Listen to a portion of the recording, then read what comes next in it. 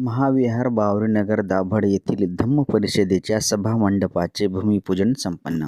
20 जानेवारी रोजी भदंत धम्मसेवक महाथेरो भदंत डॉक्टर उपगुप्त महाथेरो यांच्या अध्यक्षतेखाली 37व्या अखिल भारतीय बौद्ध धम्म परिषदेच्या मंडपाचे भूमिपूजन करण्यात आले.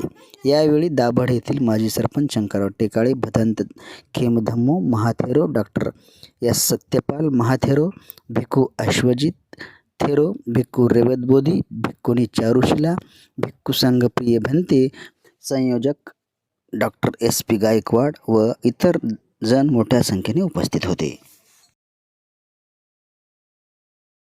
भारतीय बौद्ध ज्ञान अलंकार शिक्षण संस्था मुळावा या संस्थेच्या विद्यमाने महाविहार बावरीनगर दाभड नांदेड येथे डॉक्टर एस पी गायकवाडजींच्या मार्गदर्शनाखाली गेल्या 36 वर्षापासून ही धम्म परिषद इथे पौष पौर्णिमेला संपन्न होत असते. याही वर्षी 24 आणि 25 जानेवारी रोजी पौष पौर्णिमेलाच ही 37वी अखिल भारतीय बौद्ध धम्म परिषद संपन्न होत आहे.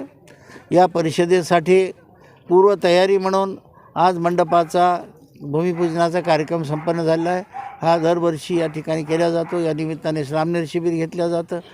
या परिषदेसाठी यावर्षी श्रीलंकेवरून आमचे खासदार अतुल्य रतन भंते आणि मोठा भिक्खू संघ श्रीलंकेवरून येणार आहे.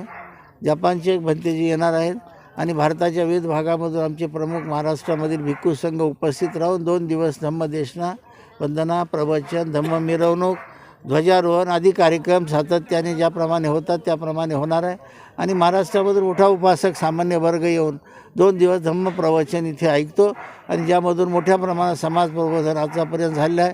जी जागृती मराठवाड्यात महाराष्ट्रामध्ये धम्म परिषदेच्या निमित्ताने होत आहे त्या सर्व परिषदांची प्रेरणा बावरीनगर महाविहार दाभड येथून गेलेली आहे. या परिषदेची प्रेरणा घेऊन आज खेड्यापाड्यामध्ये, तालुका पातळीवर, जिल्हा पातळीवर धम्म परिषद होत आहे आणि एक पर्याय आपण समाजाला दिलेला आहे. लोक दुसरी इकडे तिकडे न भटकता या निमित्ताने परिषदेमध्ये यावेत, भिक्खू संघाचे प्रवचन धम्मदेशना ऐकावे आणि हळूहळू हे बुद्धाचं तत्त्वज्ञान जगाला कसं तारक आहे याची शिकवणूक या निमित्ताने मिळावी हा मुख्य शुद्ध हेतू ठेवून जगामध्ये मैत्री, बंधुता, करुणा वाढावी आणि बुद्धाचा संदेश डॉक्टर बाबासाहेब आंबेडकर यांनी दिलेला हा जो धम्म आहे या धम्माच्या मार्गाने जाऊन समाजाचं उन्नती आणि प्रगती, मानसिक प्रगती, नैतिक प्रगती व्हावी हा मुख्य उद्देश समोर ठेवून उद्याची धम्म परिषद यशस्वी होणार आहे. तेव्हा सर्व जनतेने, उपासक उपासिकाने 24 आणि 25ला महाविहार बावरीनगर दाभड येथे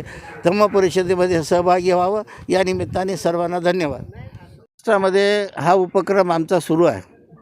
10 दिवसासाठी, 1 महिन्यासाठी श्रामणेर आम्ही काही तरुण मुलांना जास्तीत जास्त बनवतो आणि त्यांना संस्कार करण्याचा प्रयत्न करतो. आतापर्यंत हजारो श्रामणेर आपण या निमित्ताने बनवलेले आहेत.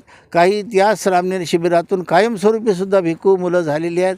त्यांना आपण बाहेर देशालाही पाठवलेलं आहे. आपल्याकडे आता सध्यासुद्धा आहे. म्हणून जास्तीत जास्त तरुण आता हळूहळू या श्रामणेर शिबिराच्या निमित्ताने इकडे वळत आहेत आणि त्यांना त्याचं महत्त्व कळू लागले आहे आणि भविष्य आपलं याच्यात उज्ज्वल आहे. त्यासाठी आपण श्रामणेर झालं पाहिजे. भविष्यासाठी आपल्याला याचा उपयोग होईल हेही त्यांच्या लक्षात आलं आहे आणि त्यासाठी आम्ही जास्तीचे प्रयत्न करीत आहोत. 37वी अखिल भारतीय बौद्ध धम्म परिषद बावरीनगर महाविहार दाभड नांदेड हे 24 आणि 25ला होत आहे. या निमित्तानं सर्वांना या परिषदेमध्ये येण्याचं निमंत्रण आणि आवाहन करण्यात आलेलं आहे. समाज हा परिवर्तनशील असतो आणि मनसुद्धा परिवर्तनशील असते आणि बुद्धाचं ज्ञान मनाला बदलण्यासाठी हे सर्वात मोठं काम करते. या परिषदेच्या निमित्तानं निर्व्यसनी समाज बनण्याबद्दलचं प्रबोधन सातत्यानं आपण वर्षभर करत राहतो. त्याशिवाय या परिषदेमध्ये सुद्धा निर्व्यसनी समाज बनण्याचं एक सत्र राहते आणि त्याशिवाय की समाजामध्ये जो न्यूनगंड आहे, अज्ञान आहे, अंधश्रद्धा आहे, भेदभाव आहे, सांप्रदायिक पूर्णपणे तणाव आहे आणि जे आता वातावरण आपल्याला दिसू लागलेलं आहे की धर्माच्या नावाखालं जे देशाला पूर्णपणे तोडायचं जे काम चाललेलं आहे हे मात्र अत्यंत आपल्यासाठी निराशेची बाब आहे.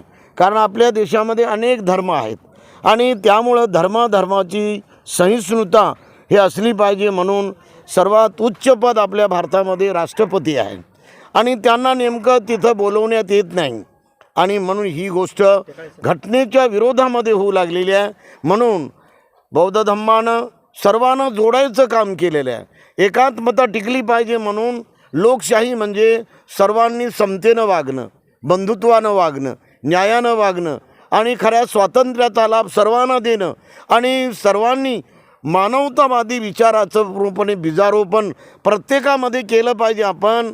आणि जे मन खराब असते किंवा मन विकृत असते द्वेषानं, क्रोधानं आणि वेगवेगळ्या प्रकारच्या अहंभावनेनं व घमेंडीनं व वेगवेगळ्या प्रकारच्या विकारानं जे मन ग्रासलेलं असते त्याचं परिवर्तन करण्यासाठी या धम्म परिषदेचा सर्वात मोठा लाभ होतो.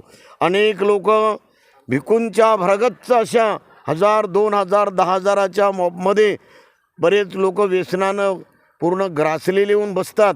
पण जेव्हा ते भिक्खूचं प्रवचन ऐकतात तर काही लोक हे जुगार सोडतात, तर काही लोक निर्व्यसनी बनतात. अशा प्रकारे समाज प्रबोधनामध्ये हे सर्वांना नवपर्व मिळते आणि म्हणून सर्वांचं यामध्ये जीवन शीत आणि सुख साधणार आहे. सर्वांचं मंगल हो, सर्वांचं मंगल हो.